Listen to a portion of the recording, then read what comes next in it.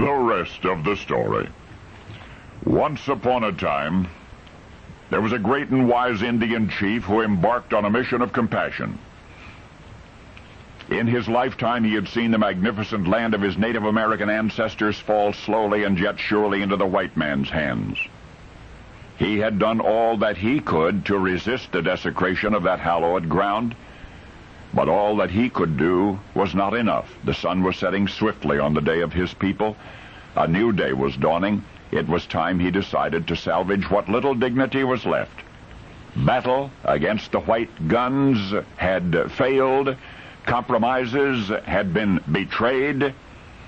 If he could only appeal personally to the white people and to their leader, he thought perhaps Native Americans might be allowed to fit in, might be allowed to share somehow in the strange new way of life. So this chief, accompanied by a handful from his tribe, began talking to the white man, a United States Army colonel named Alvaron Allen. He made the arrangements.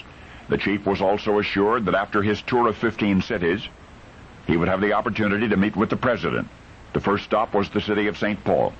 On the public platform, in addition to Colonel Allen and the chief, sat 7 Native Americans, 3 men, 2 women, 2 children. The chief rose solemnly and addressed his white audience, and I want you to listen carefully to what he said. He said, "My friends, white people, we Indians are on our way to Washington to see the grandfather whom you call President of the United States. I see so many white people and what they are doing that it makes me glad to know that someday my children will be educated also. There's no use fighting any longer. The buffalo are all gone. The rest of the wild game is mostly gone. Now I'm going to shake the hand of the great white father in Washington, and I'm going to tell him all these things." Then the chief returned to his chair and sat down. Colonel Allen then got up and spoke to the audience, concluding with an invitation to meet the chief personally. Well, a line formed. A lot of white people, gawking, stared strangely. One by one, they silently confronted the chief. Some of them shook his hand. But the rest of the story is that the chief never was permitted to meet our president, and eventually he returned to his tribe hurt and confused.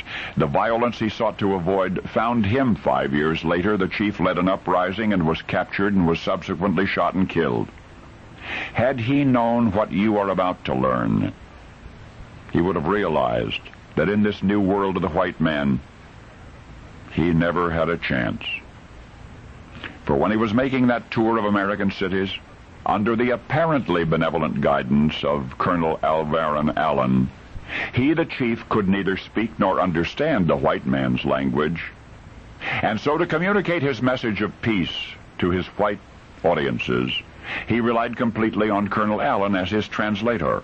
But the colonel did not translate. Instead, the colonel spun a blood-curdling yarn of his own, causing curious whites at 50 cents a head in city after city to believe the outright lie that the chief at the Little Bighorn had slaughtered General Custer. Well, the fact is the chief had not fought that day at all. He whom the Sioux called Sitting Bull would live to fight, and fight to lose, against the white man's most powerful of all weapons, his forked tongue. And now you know the rest of the story.